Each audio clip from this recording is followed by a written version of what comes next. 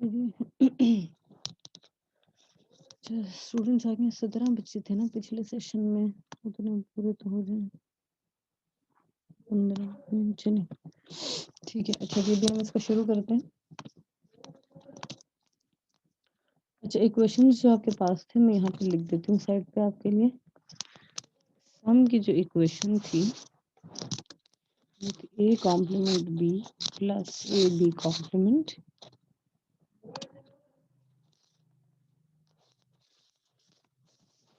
इसी तरह जो आपके पास कैरी था उसी इक्वेशन थी ए बी। ठीक है, इनको बनाना शुरू करूंगी अब मैं।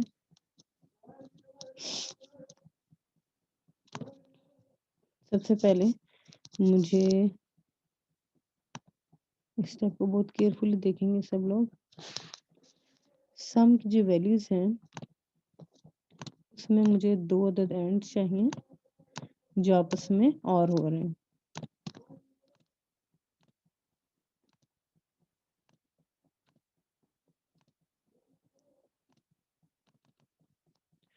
अच्छा जी, अब पहली वैल्यू है ए कॉम्प्लीमेंट बी, यानी ए ने नॉट होना है। यहाँ पे इस स्टेप को देखिएगा, बजाय इसके कि मैं बार बार वैल्यूज बनाऊं ढेर सारी, मैं उनको एक दफा बनाने लगी।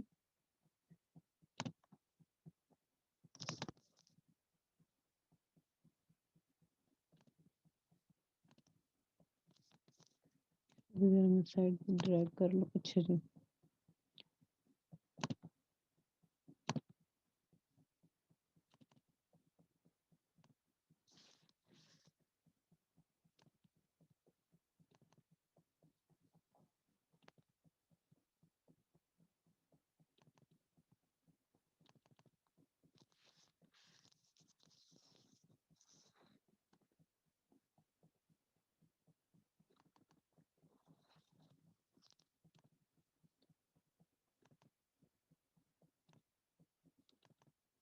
अब इनको मैं फिक्स वैल्यूज असाइन करने लगी हूँ। ये बेसिकली इनपुट्स है ना, ये पहली इनपुट आगे इसको मैं ए कह देती हूँ और ये दूसरे इनपुट आगे इसको मैं बी कह देती हूँ।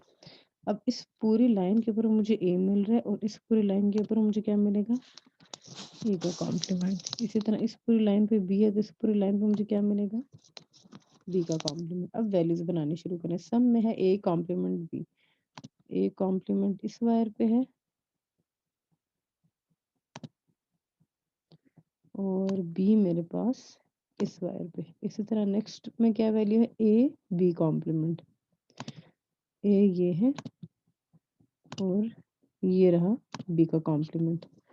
तो यहाँ पे क्या चीज आ रही है, सम।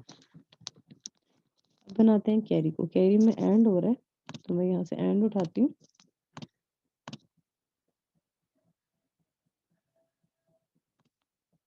इसकी एक वैल्यू है ए और दूसरी वैल्यू है इसकी बी, तो ये आ गया मेरे पास कैरी।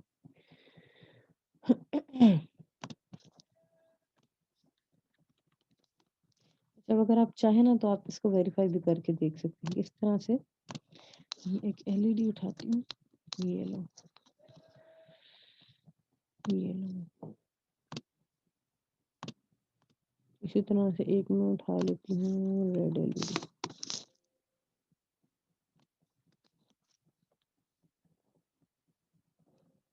एनिमेटेड वाली, ताकि आपको आउटपुट इसकी नजर भी आए।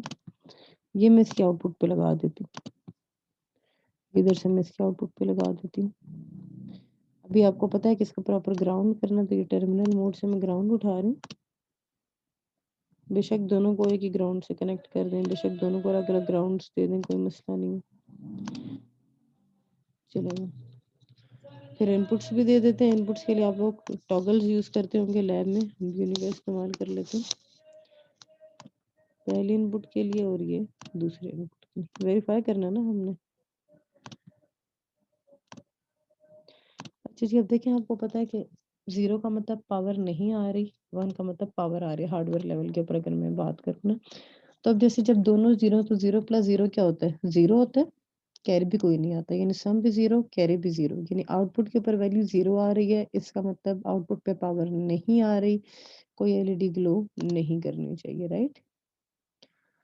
अच्छा, अब इसी तरह से अगर ए की वैल्यू ट्रुथ टेबल अपने सामने रखिएगा, सेकंड वैल्यू थी कि ए 0 हो और बी 1 हो, तो 0 + 1 क्या होता है, सम में 1 आना चाहिए और कैरी में 0 आना चाहिए। सम में 1 आने का मतलब आउटपुट पे सम पे पावर आ रही है, सम वाली वैल्यू 1 होगी, देखिए, और कैरी वाली वैल्यू 0। फिर नेक्स्ट है 1 + 0, यानी अब सम की वैल्यू ए की वैल्यू मेरे पास 1 है, बी 0, अगेन 1 + 0 1 होता है, कैरी जनरेट नहीं होता। और 1 + 1 क्या होता है, सम में 0 होता है और कैरी 1 हो जाता है, तो सम में 0 और कैरी में 1। ये सिचुएशन क्लियर है सबको, इसमें कोई कंफ्यूजन तो नहीं है? ओके, आई होप नहीं होंगे, ठीक है। अच्छा जी, जी आगे कोई सवाल है कोई? जी आके बताइए।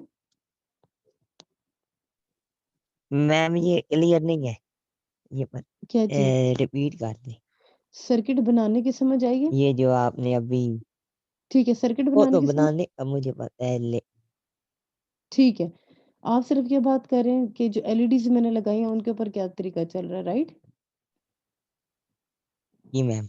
अच्छा, आके अब अपने सामने ट्रुथ टेबल रखें बेटे, जो भी हमने बनाया था हाफ एडर का। हाफ एडर में सबसे पहले दो इनपुट्स क्या हैं, 0 0।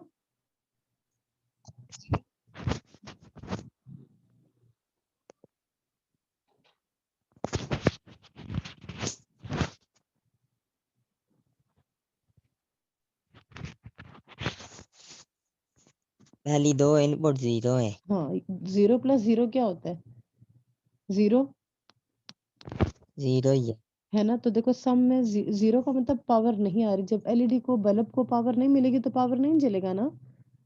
हार्डवेयर के ऊपर इंडिकेशन जो शो करनी है हमने, 0 का मतलब पावर नहीं आ रही, 1 का मतलब पावर आ रही है। तो 0 + 0 0, सम में भी 0, कैरी में भी 0। सर्किट वेरीफाई हो रहा है पहले इनपुट के ऊपर, रिजल्ट ठीक आ रहे हैं, जी मैम, है ना। सही आ रहा है। टिक लगाओ इस पे। अब दूसरी वैल्यू क्या है, 0, और दूसरी इनपुट क्या है, 1। 0 + 1 क्या है, सम में 1 आना चाहिए, यदि पावर आए, एलईडी ग्लो 1 कर, आना चाहिए, 1 आ रहा है और कैरी में 0 आ रहा है, कैरी। ठीक है। हाँ सही तीसरी है, वैल्यू क्या है, 1 सही है मैम। 0। 1 0 के ऊपर भी सम में 1 आना चाहिए, कैरी में 0 आना चाहिए। जी मैम। और लास्ट वैल्यू क्या है, 1 1 1 1 में सम में 0 और कैरी में 1। ठीक हो गया। ठीक हो गया। तो इस तरह आप अपने सर्किट को चेक भी कर सकते हैं कि आपका सर्किट वही काम करे जो आपने ट्रुथ टेबल में कहा था कि नहीं, ठीक है। अच्छा जी, अब जो दूसरी एग्जांपल हमने डिस्कस करनी है, अभी हमने बनाया हाफ एडर ना। हाफ एडर एक वक्त में 2 बिट्स को ऐड कर रहा होता था, अब हम बनाएंगे फुल एडर। फुल एडर एक वक्त में 3 बिट्स को ऐड कर रहा होता है। 3 बिट्स किस तरह से कि आप 2 बिट्स को आप ऐड कर रहे थे और उनको ऐड करते हुए तीसरा कैरी आ गया, जैसे आप लोग बाइनरी सब्ट्रैक्शन में कर रहे थे मेरे साथ, 2 बिट्स को ऐड करें, तीसरा कैरी भी आ गया। अब ये एक वक्त में 3 बिट्स हो गए ना, तो हाफ एडर तो नहीं हैंडल कर सकता, तो वहां पे हमें फुल एडर की जरूरत पड़ेगी। यानी 2 बिट्स है, तीसरा 7 कैरी आ गया, तो ये इसका काम है कि इसे एक वक्त में 3 बिट्स को ऐड करना है। ब्लॉक डायग्राम बनाते हैं सबसे पहले।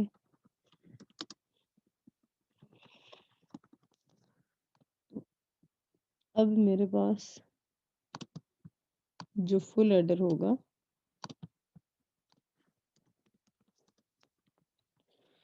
वो करेगा एक वक्त में 3 बिट्स को ऐड, ए + बी + सी। ये 3 बिट्स हैं, इसने इनको ऐड करना है। तो इनपुट्स कितनी आ गई मेरे पास, इनपुट्स मेरे पास आ गई 3, ए बी और सी। इनके यहाँ पे नाम भी लिख देते हैं, ए आ गया, बी आ गया और ये सी आ गया।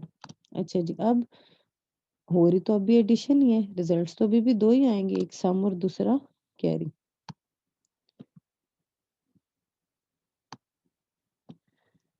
तो यहाँ पे आ जाएगा सम और यहाँ पे आ जाएगा कैरी, ठीक हो गया। अब नेक्स्ट स्टेप क्या था हमारे पास, अब हमने बनाना है ट्रुथ टेबल।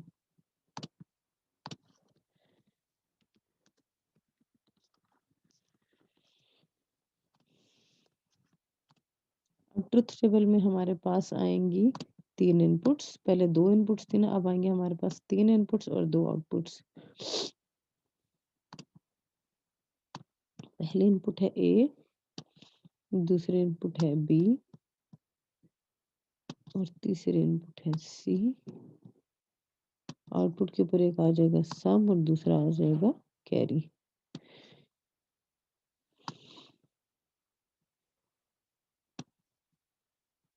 सारी वैल्यूज यहाँ पे सीक्वेंस में आ जाएंगी। 1 3 इनपुट्स है ना, 8 पॉसिबिलिटीज बनेंगी। ये जहन में रखिएगा कि जितनी पॉसिबिलिटीज बनती है सबको हैंडल करें आप।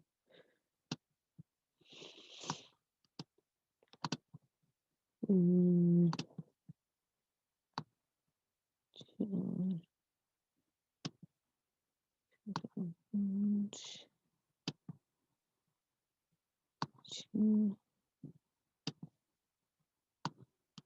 ख्याल है सारी वैल्यूज आ जाएंगी। वैल्यूज लिखते हैं, ए है, बी है, सी है, सम एंड कैरी। वैल्यूज लिखते जाते हैं। पहले मैं सारे इनपुट्स लिख लेती हूँ, फिर मिलकर उनको फिल करते हैं। 3 इनपुट्स तो 8 पॉसिबिलिटीज हैं। 0 0 0 0 0 1 0 1 0 0 1 1 फिर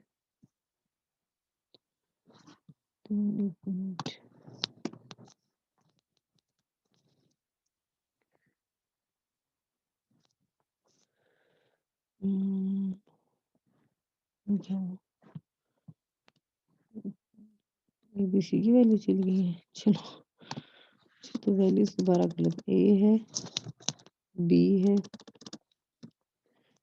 सी है, सम है और कैरी है। वैल्यूज क्या बनेंगे सबसे पहले केस में 0 0 0 फिर से तरह 0 0 1 डायरेक्ट कनेक्शन।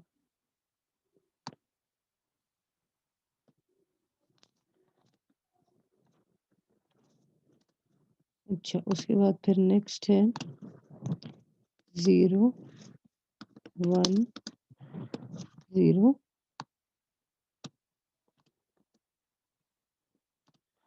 फिर नेक्स्ट है 0 1 1। अच्छा जी फिर नेक्स्ट है मेरे पास 1 0 0 फिर नेक्स्ट है 1 0 1। वही जो सारी की सारी पॉसिबिलिटीज बनती है ना। नेक्स्ट 1 1 0 और फिर लास्ट वाली वैल्यू होती है 1 1 1। अच्छा जी अब इनके रिजल्ट्स क्या आते हैं। 0 + 0 + 0 सम में भी 0 और कैरी में भी 0 राइट। फिर 0 0 1 क्या बनेगा सम 1 कैरी 0। इसी तरह 0 + 1 1 तो सम में आ गया 1 और कैरी है 0।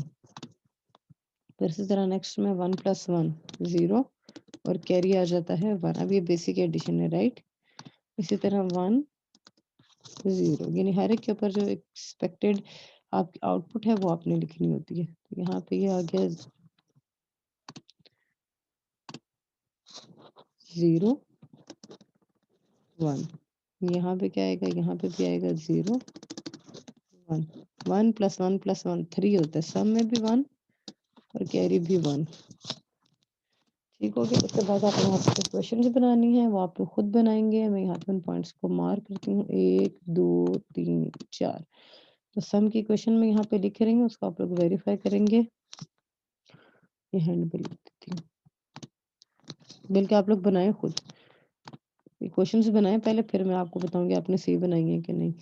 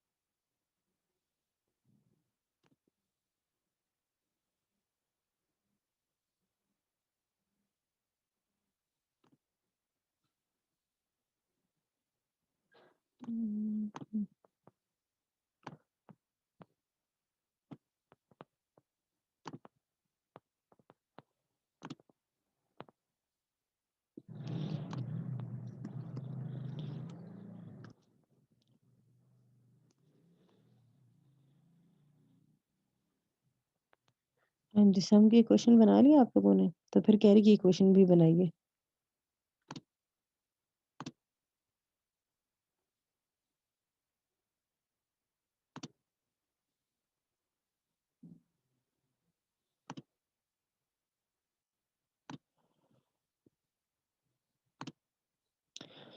यहाँ पर सम के क्वेश्चन हम आप लोगों के लिए लिख रही हूँ। A bar B bar C plus A bar B C पे bar plus A B bar C bar plus A B and C bar. ये सम की इक्वेशन है। कैरी की इक्वेशन के लिए 1 2 3 4 ये 4 वैल्यूज हैं। कैरी की इक्वेशन बनाएं।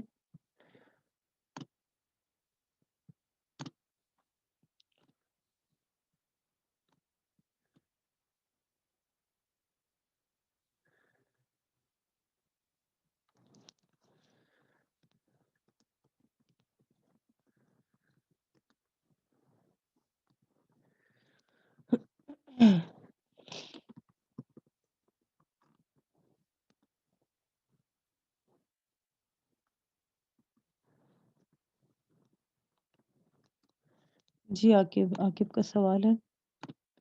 जी आकिब बताइए। ये लास्ट में मैम सी बार तो नहीं आता। क्यों? ओ यस सॉरी, ये इधर था, माय मिस्टेक। ठीक कह रहे हैं आप।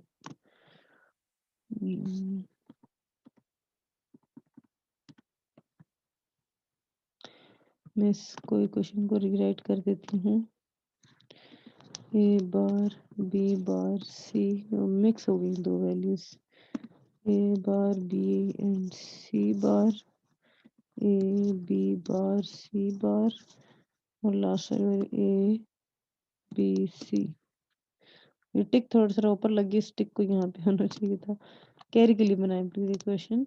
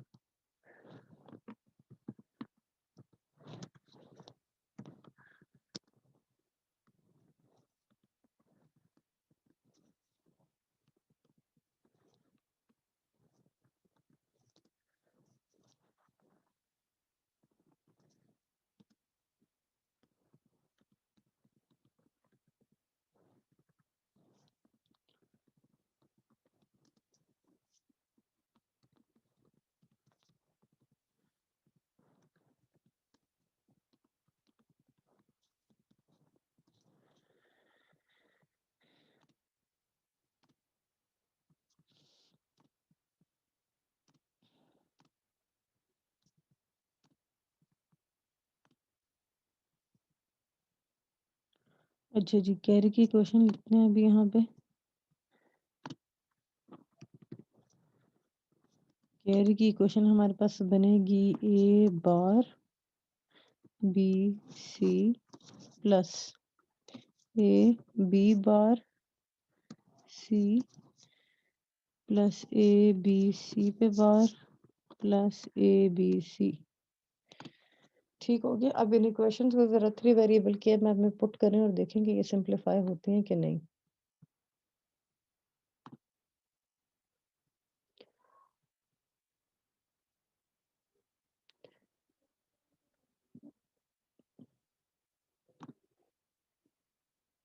इसका स्क्रीनशॉट ले लें प्लीज, फिर मैंने नेक्स्ट स्क्रीन पे मूव करना है।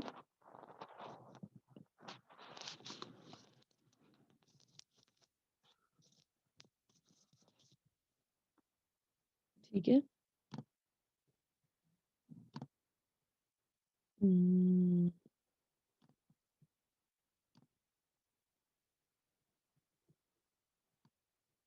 ये आ गया जी। हाफ एडर सबसे पहले जो मैंने आपको करवाया ये इसके सारे स्टेप्स हैं, ये आउटपुट की इक्वेशंस, फिर इसका सर्किट, प्री फुल एडर की ब्लॉक डायग्राम आ गई, ये आ गया इसका ट्रुथ टेबल से आ गई आउटपुट की इक्वेशंस और फिर उनको किया सिंप्लीफाई जिस स्टेप पे भी आप लोग मौजूद हैं।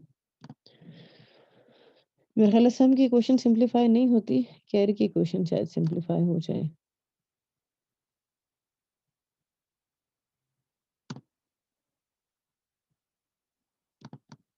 ये देखिए, हाँ जी, सम में ये चारों डायगोनल वाली पोजीशन में आ रहे हैं, इसका मतलब किसी का कोई अलग पेयर नहीं बन रहा, ये इक्वेशन ऑलरेडी सिंप्लीफाइड है। कैरी में अलबत्ता पेयर्स बन रहे हैं, मेहरबानी करके ये 3 वाला पेयर ना बनाइएगा, एक ये 2 वाला पेयर है, एक ये 2 वाला पेयर और एक ये 2 वाला पेयर है। ये उनकी वैल्यूज आ गई ए बी, ए सी और बी सी।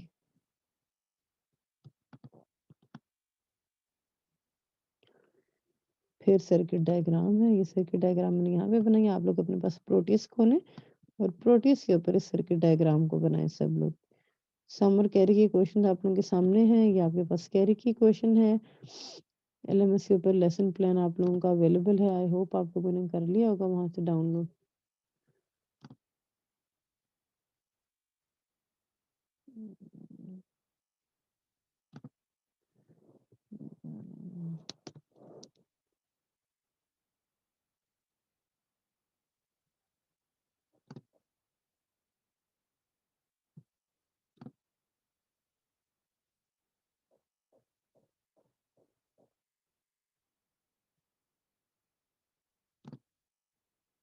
तो इसको बनाएं अपने पास प्रोटीज पे और फिर बताएं मुझे अगर किसी को कोई कंफ्यूजन है या सर्किट बनाने की समझ नहीं आ रही। प्रोटीज पे नहीं भी बनाते, पेपर पे बना लें, ये क्वेश्चंस को देख के सर्किट डिजाइन करें अपने पास प्लीज सब लोग।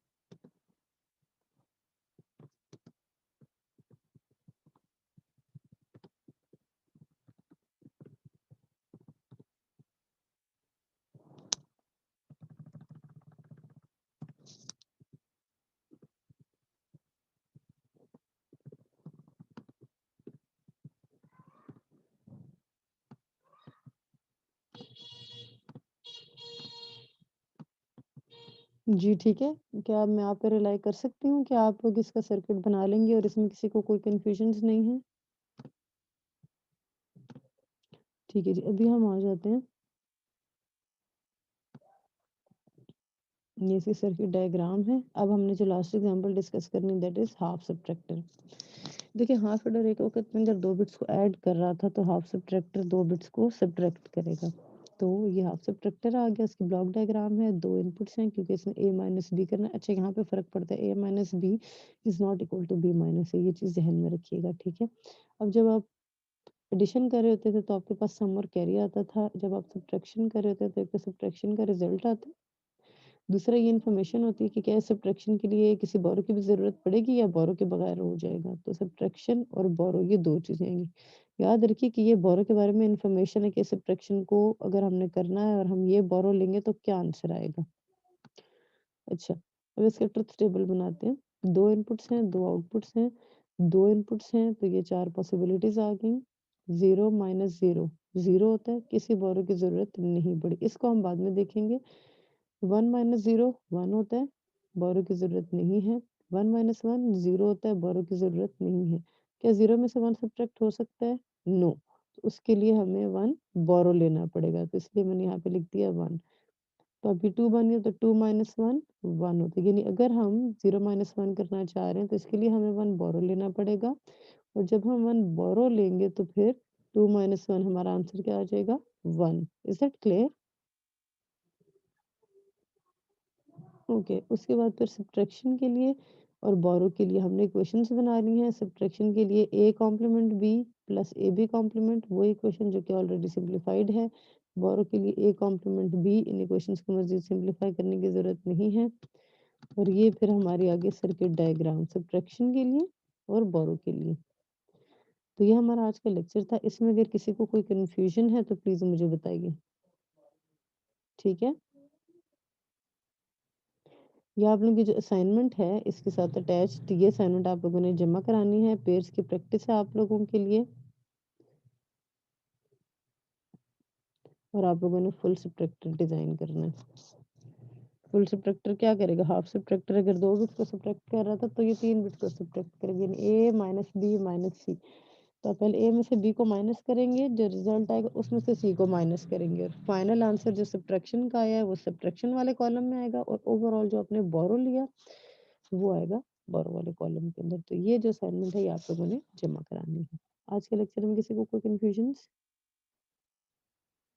चलिए ठीक है, फिर मैं आपके लेक्चर को यहाँ पे कंक्लूड कर रही हूँ। ओके स्टूडेंट्स, अल्लाह हाफ़िज़।